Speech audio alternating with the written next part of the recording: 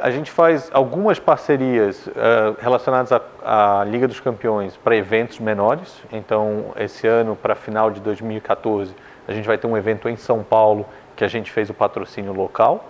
Mas para plataformas como rugby, aqui no Brasil a gente tem uma parceria com a Confederação Brasileira de Rugby, que é fechado o contrato localmente, e algumas plataformas de música também, exemplo do Rock in Rio, por exemplo, que é negociado e ativado localmente.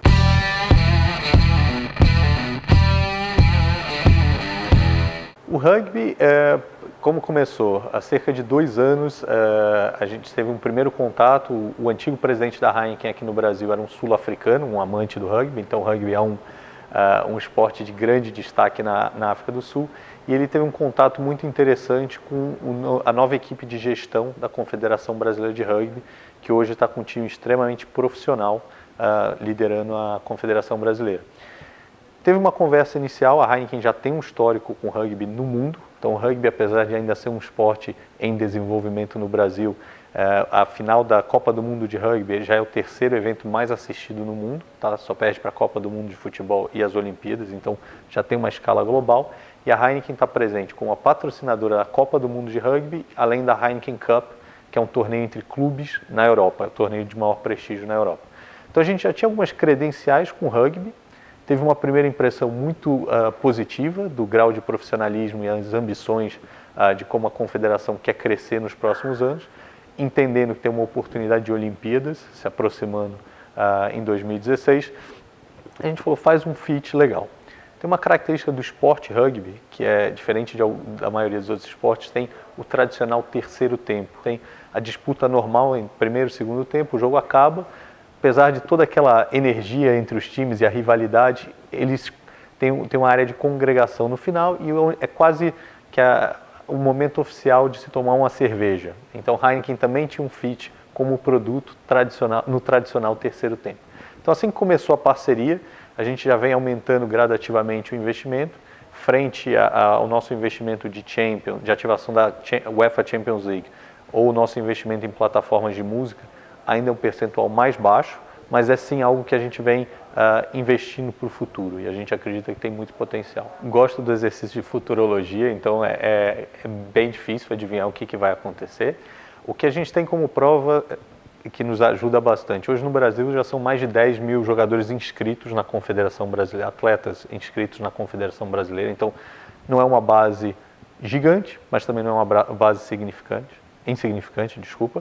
A gente tem visto uma evolução em termos de atenção de mídia para o rugby, então alguns canais de TV a cabo hoje transmitem jogos ao vivo do rugby, coisa que anos passados não acontecia. A gente trata hoje como oportunidade para longo prazo, a gente não trata é um investimento que se paga no curtíssimo prazo. O que é muito interessante do rugby, comparado a outras plataformas, apesar de a associação com a marca ainda não ser tão forte quanto a marca Heineken é com a Champions League, por exemplo, o investimento que a gente faz no rugby, com as entregas via de mídia e via entregas campo, o custo por impacto é mais baixo do que algumas plataformas mais caras. De novo, é uma base bem menor que eu estou impactando, mas o custo por impacto é mais eficiente.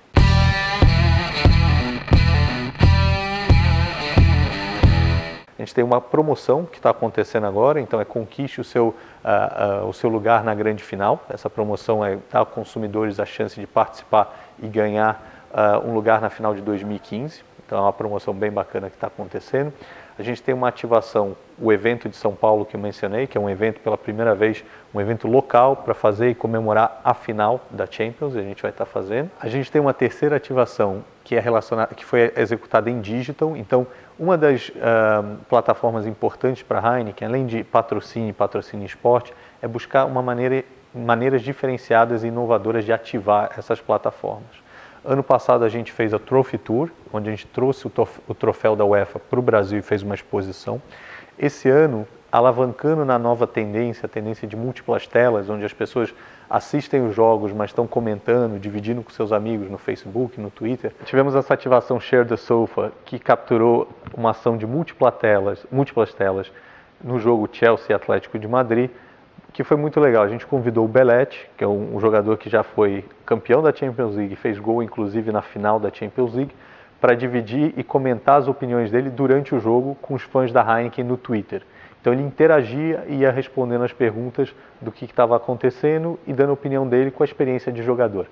Isso é algo que para a Heineken tem um valor conceitual muito forte, porque você começa a estabelecer outros pontos de contato, além só daquele momento do jogo com a placa no campo, que é aquele patrocínio tradicional. Então, para a gente é algo que vem funcionando muito bem e a gente planeja construir ainda mais em cima disso.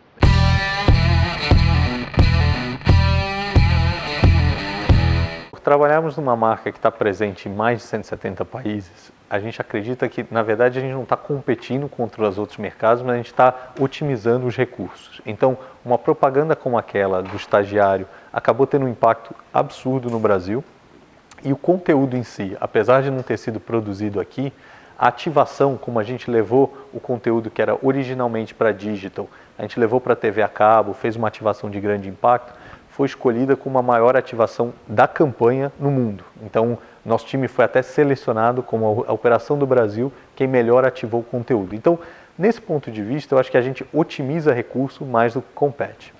Mas claro que a gente quer também ter uma parte, todo marqueteiro gosta de criar seu próprio conceito. Então, um dos exemplos que eu acho que a gente fez muito bem ano passado e que teve alto impacto foi uma ação chamada Heineken Replay. Então, para a final da Champions League, de novo alavancando em cima de uma tendência de múltiplas telas, né, o multiple screens, e a gente fez uma ação via o Vine. Então, o Vine é uma propriedade, um aplicativo que trabalha no Twitter, que permite você fazer vídeos curtos com o seu celular. E utilizando o Vine, a gente fez um replay das principais jogadas da final do ano passado. Então, ao vivo, teve um chute que o goleiro defendeu. A gente replicava essa ação. Só que tinha que ser um jeito diferente, um jeito engajante, um jeito Heineken de fazer as coisas. A gente fez um mini campo de futebol e jogadores com os dedinhos. Então foi uma ação como se fossem jogadores de verdade com os dedos, repetiam essa ação. Claro que a gente teve que achar um talento diferente para conseguir replicar as ações com as mãos, mas ficou um resultado super legal.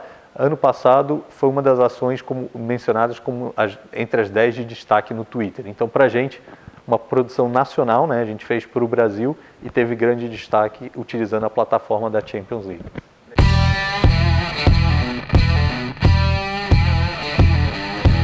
Em termos de prioridades, tem dois grandes pilares. Champions League, definitivamente, e a parte de música é um grande pilar. Rugby ainda está numa fase mais de desenvolvimento. Então, em ordem de grandeza, é essa referência que eu consigo passar. Música é um pouco difícil pegar uma plataforma específica, porque alguns eventos, e o Rock in Rio acho que é talvez um evento que a gente tem uma associação forte e de alto investimento, não acontece todo ano. Então também tem ano sim, ano não, o shift, há uma mudança, uma variação no nosso budget em função disso.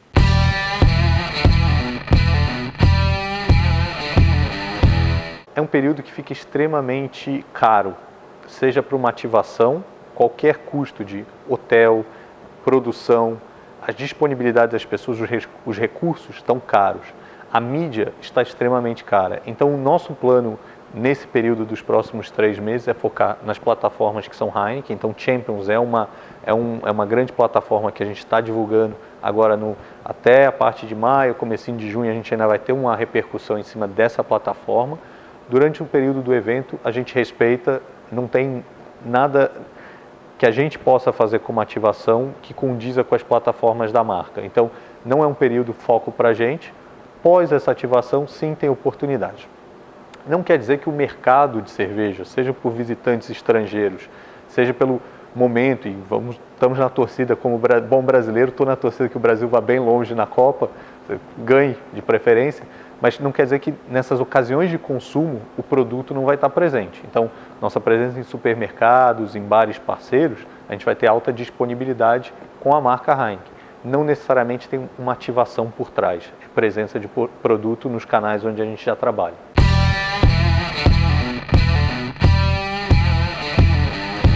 Sim, tem uma expectativa geral de que seria um mês.